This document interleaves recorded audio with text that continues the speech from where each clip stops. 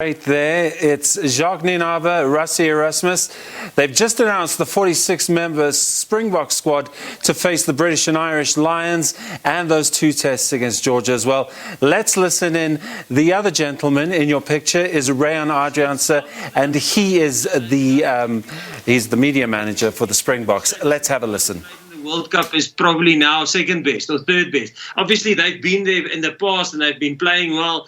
And the other guys, but if a guy knocks the door down in terms of in trainings and the other guy is maybe getting a little bit of entitled, there's no reason why a younger guy, we don't have older and younger players or senior and junior players. If a guy is performing and taking ownership and producing in the training sessions, I mean, there's no reason why a guy who's now maybe a first cap or haven't had a cap before won't start ahead. We will probably pick a guy on his form. But I must say, I don't think the guys that got selected who's been at the World Cup is entitled currently. They're playing well, working hard. When we talk to them in the alignment camps, they're engaging. When we give feedback to them and things that we think they should work on and intervention plans in their games, they adhere to it, and you can see immediate improvement. So yeah, I don't think you can go clear.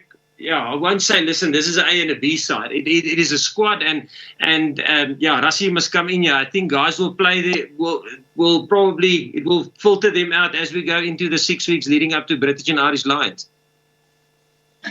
And as a quick follow-up, my last question, if I mention names like Marcel Coetzee, Lisa Gaboko, Kerwin Bosch, guys that didn't make it this time, can you give us an idea of, is there any chance for them to get into the squad, given that people have to go into bio bubbles and stuff?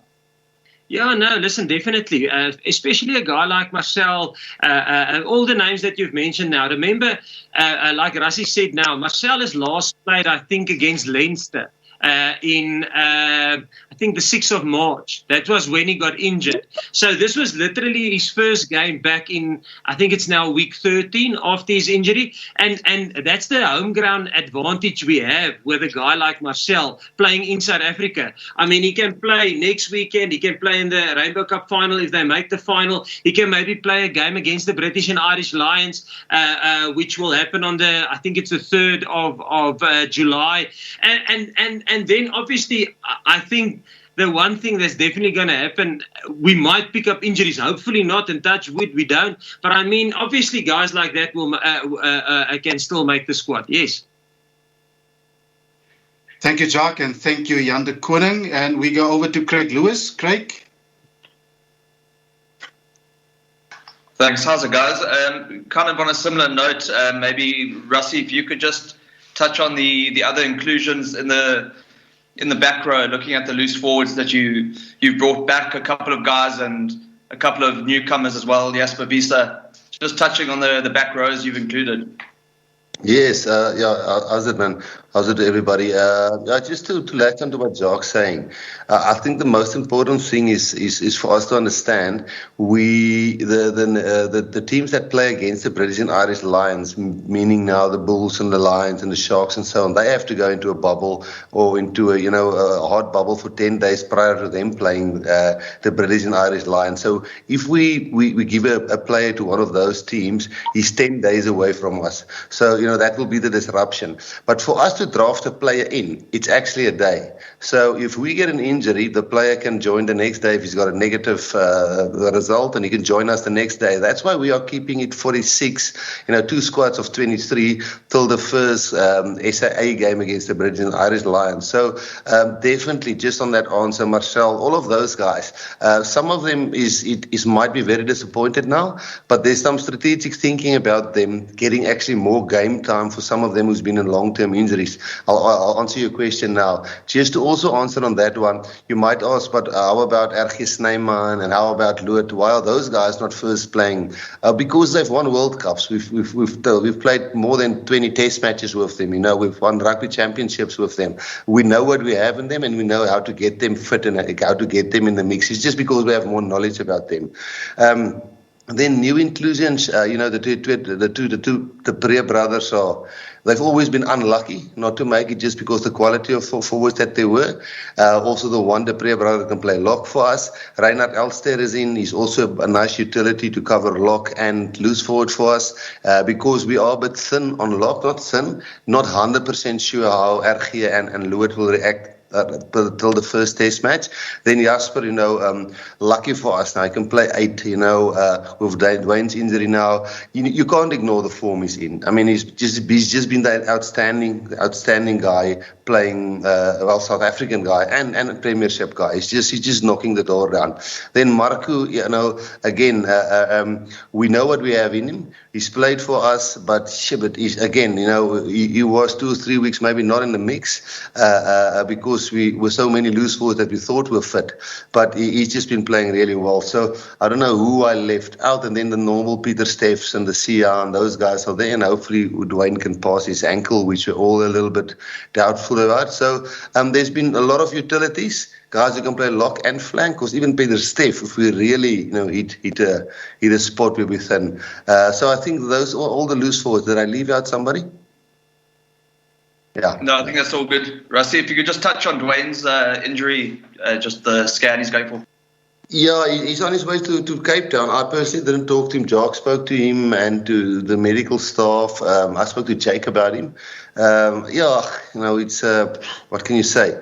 It looked bad, and Dwayne won't limp off with an ankle. He won't limp off the field so early, so we are fearing for the worst. But they lose players, we always expected when it's going to be strength versus strength in this Rainbow Cup that it's going to be 6 weeks of battle, and we know South African derbies are brutal. So far, we've actually been really lucky. If you look at what happened in Super Rugby Aotearoa, and you look at all of those injuries, Sam Kane, Goodhue, they have lost a massive amount of players, and we thought we're going to go the same route. Touch wood, hopefully next week in the last round, we don't lose a lot of players. But we expected some big losses, and I think Dwayne is going to be one of them. Thank you, Rassie. And moving on swiftly, we're going over to Leighton Koopman of Rapport. Hi Rassie, hi Jock. Jock, dalk die een vir jou.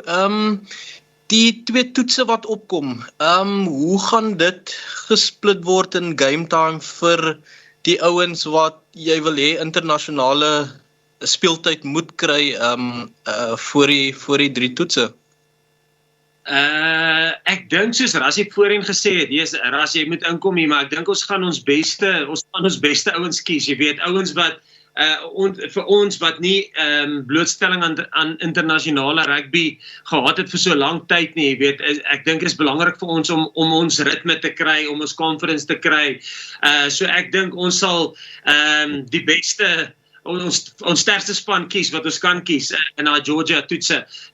Maar ook, kyk, luister, as ons sal nie, as 'n ou Nigel het of so, dan sal 'n ou nou mooi kyk, maar ek dink ons sal vol sterkte, the best team available, sal ons kies vir daai 2 games. Jackie, ek kan aansluit, dit was 'n Afrikaanse vraag, nee? Ja.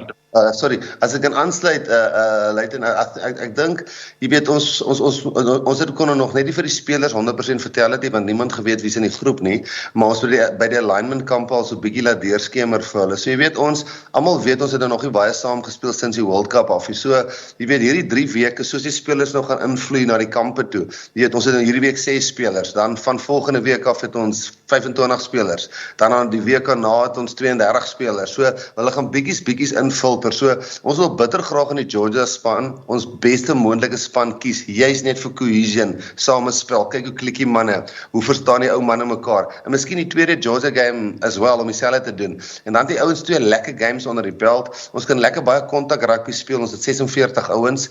Ons wil kyk wanneer kan ons die beseerdes inslot en dan wil 'n ou gaan in 'n SA span game en dan miskien daarso wil jy jou vriendspelers, die ouens wat baie naby is aan die span, wil jy laat speel teen weet in 'n SA span game en dan het jy nog gesien wat jy het in 'n SA span game, dan gaan jy 'n paar ouens terug en laat speel in die Currie Cup en vir hulle provinsies en dan los jy nou regtig die squad wat dan net oorbly daarso. So dis min of meer die plan. Ek hoop dit antwoord jou. Baie dankie Rassie, and if I can just plea to everyone that had a chance to ask the questions. If you can lower your hand, please, so that I can just keep an updated track on the people who wants to ask questions. And then Percy, I know you ask a question, and then Percy, we will sort a little bit longer Afrikaans questions for your benefit towards the end. But I think for the benefit of everyone now, let's stick to the English section, and then I will make sure that there's a decent portion of Afrikaans later on. So moving on, we following next question is Hein. Good evening, Hein. Hi guys, nice to see you again. Rassie, I just wanted to make sure, the release is pretty emphatic, but just for clarity, these 46 guys are now pretty much sort of out of the rest of the Rainbow Cup, right? And has the buy-in of the franchises been, pretty positive in that regard? Yes, look, it's not easy when you're a franchise coach and you know your Springbok players who's in this 46-man squad is not going to play for you in the Rainbow Cup final. Let's say the Bulls or the Sharks goes through and they play Benetton or they play Munster. They're going to play without the Springboks. And, they understand it. We always mention it from the beginning. It's not nice for them. We had good discussions about it. They understand it. And then when they play against the British and Irish Lions, there might be situations, and it will be case by case, but I think it will be a very rare occasion that we might say, this player, we need him some game time. Maybe we must release him for the Bulls game. But the problem there is you lose him for 10 days because they have to go in quarantine or bubble for 10 days because they play against the British and Irish Lions. That's just part of the contract. So that's more logistical thing. But if we really see how this boy needs game time, he's not sharp. We don't think he is where he should be. That would be a surprise because we've been all over them with all alignment camps and everything. So in theory, it might change if there's common logic with some players where we see how this guy needs game time. We might release one or two, but we have to suffer the consequences of not having that guy for 10 days of coaching. So in theory, no one will play in the final of the Rainbow Cup out of this 46, and no one will play again in the midweek matches against the British and Irish Lions. Thank you so much. Thank you, Rassie. We go over to Karabo.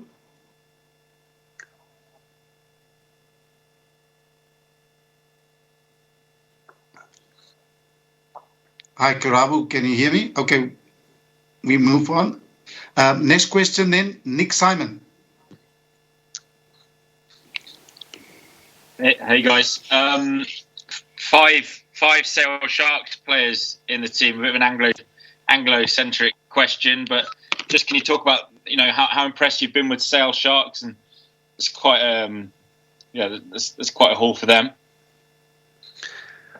Nick, I'm going to start the answer and then Jacques can fill on because, Felix and Andy, the conditioning coach, Andy was Harrison's previous conditioning coach. He was based in London. He's now in South Africa, and Felix was all the time there. The nice thing about the sales setup is that there's a lot of South African guys who's played and who's been in the mix, and now with Jean-Luc and his brother in the mix and Kuni also in the mix.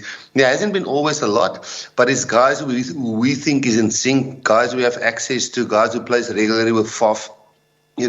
When guys are playing a game plan and you have to rely on a 9 and you're into a Springbok squad. So think about it, Jean-Luc and Louw, let's not say Louw, let's say Jean-Luc and Dan and Kuni. They're three new guys, if you can call it like that, in the Springbok match. But the most, they must jump together in the lineouts and scrum together. And then in general play, they must mix with Faf.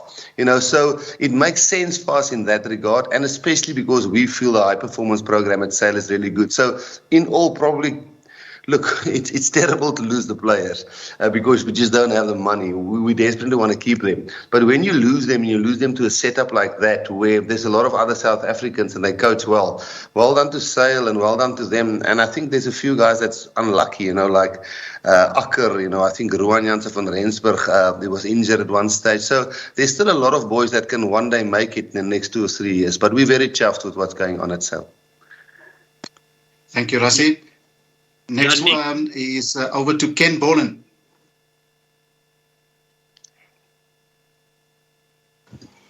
Thanks, Sean. Hi, Jacques, Rassie. This actually probably just sort of follows on from there. Is there a danger that, I mean, obviously it's great to have all these overseas guys available and playing well, but is there a danger when there are guys who most of the South African public have probably not seen play for a long time, who are being chosen ahead of guys, say a Lizo Gqoboka, a JD Schickling, that sort of thing, who are really doing well locally? Is there a danger that the South African public maybe, you're not going to get them behind these guys who they just don't know? Yes, Jackie, can I answer this one? Was it Ken? Ken, I think the big thing is, I think the only guys people would not know is maybe Nicolas Jansen van Rensburg, who moved over to Montpellier really at a young age. And he's here for a specific reason because, our line-out caller is Franco van der Merwe. Franco Mostert, and he's one of the only fit guys, really 100% fit. Eben is not a 5-lock. We have Marvin Ori there, but one injury and we're a bit in trouble. So I think everybody knows Jean-Luc, everybody knows Dan, I think everybody knows Kuni, and I think there's only one, and people might not know Reinhard Elster as well, but they're the European Cup winners for the last 2 years and top 14 winners. So the danger is nothing that we can prevent. We can't afford them, So the wonderful thing is look at the locks of the Bulls that's coming through. Look at the scrum offs that's coming through because Kobus and Faf is left. Look at the two Sharks scrum off that's coming through. JD Schickling is by the way injured again.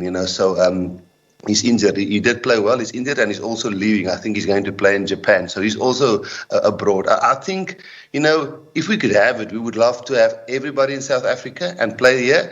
But the upside from that, and we have to look at the upside, is that all these young guys now came through and we picked quite a good bunch of them. I think it's 23 abroad players and 23 local players. So, and I think the only 2 local or abroad players that people are not really familiar with would probably be maybe Reinhard Elster, but I don't think so. And then maybe Nicolas. I think people should associate with them. And if they're not, I think when they play well in the Springbok jersey, people will appreciate them.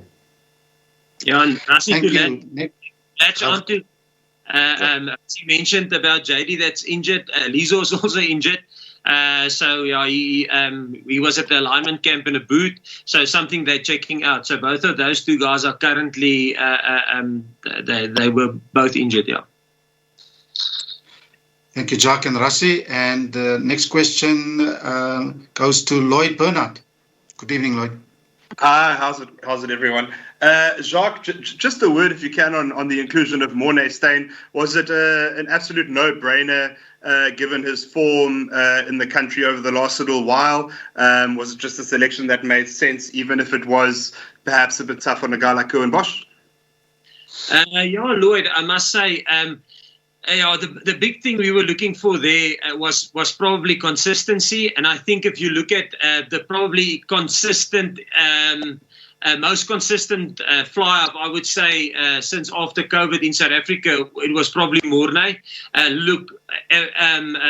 Not to take anything away from Kerwin. I mean, his X factor is phenomenal, and listen, he can win games for you out of nothing.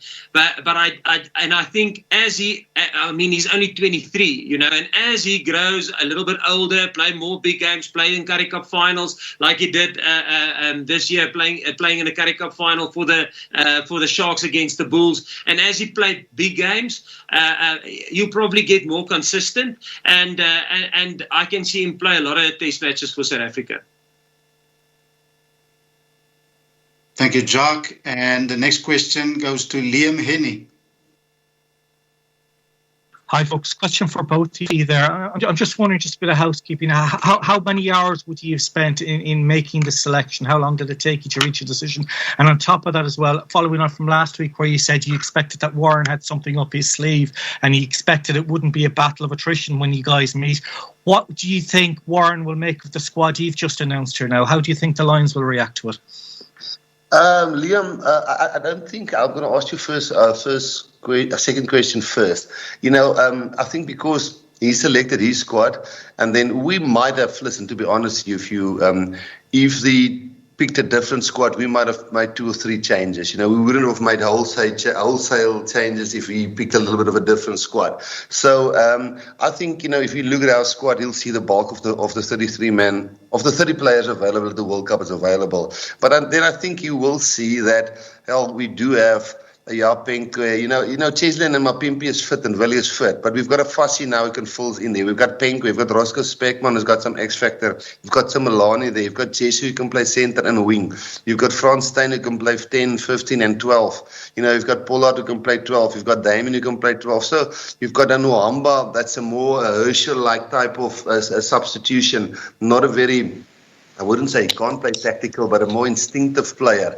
We've got an explosive Jasper Wiese in the mix. We've got some strong Dupree brothers in the mix. So I think he would know the players. I think his coaching staff would know the players. I don't think they'll all be sent out. This is a squad that's awesome, and we have to be really nervous about it because they've got a squad that is really competitive. I think it's 2 teams that we've picked now and he've picked that. The only thing that I meant last time when I spoke, they've got 8 players from Scotland, or 8 players from Scotland, and 5 of them are backs. And Gregor is a backline attacking coach, and he's all out attack. When you play Scotland, it's like it's like the French of old. So that's the only thing I meant with that. So I think the 2 squads, if you compare them with brunt and grit and guts and soft touches and hand and vision, I think it's a quite nice comparison.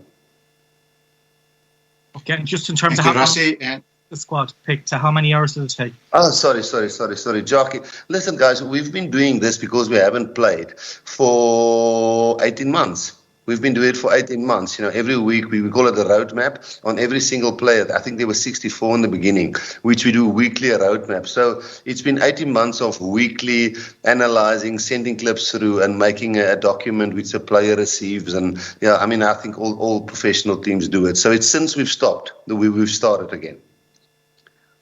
Thank you, Liam. Thank you, Rassie. And our next question goes to Fatima. Fatima Said. Hi, good evening, Rassie and Jacques. This question is for either of you. There was a large number of familiar faces that you obviously selected in the squad, and there wasn't a shortage of younger players. So I noticed that, Rassie, you gave a lot of the players exposure, or a large group of players exposure to international rugby. So I wanted to know if the reason behind that was to add a column of depth, because it definitely did add some impressive depth charts in your selection. Yeah, I think Jackie will echo that, and we won't change this in the next couple of years until we've got a proper, until we can consistently stay there number 1, 2 in the world. Our strategic goals will always be win, and I know Jacques said it to you guys the other day, and transformation, squad depth, and experience. While we're trying to win, we're always trying to build that. The nice thing that we're having currently is that for some reason we are building international, as you say, international experience and depth because of the way our players are spread all over the world, and then we had that green and gold game where we really got to know some of the guys like Nuamba and those kind of guys. We're not even talking about a guy like Warwick Galant who's injured, Salman Murat who's injured, those kind of people. Notche, who's bad luck. We probably have the 2 8s that were going to be in the mix like Dwayne and those guys. So I think you're spot on. I think that the trick will always be, when do you experiment at test match rugby? When are you 100% sure that this player is now ready? If it was maybe last year where we would have played Scotland, Georgia, and then going to rugby championships. Now we're playing Georgia, but hell, we haven't played together, so you wouldn't want to experiment too much. But I think you hit the nail on the head. We are in a fortunate position where, for some reason, we are getting to those three strategic goals. And I hope that answers your question. I don't know, Jock, can you answer it better maybe? You're happy? Thanks, Fatima. Thanks. Thank you very much. And we go now over to, before we go to Percy for the Afrikaans sector, We have a question from Radio Rugby.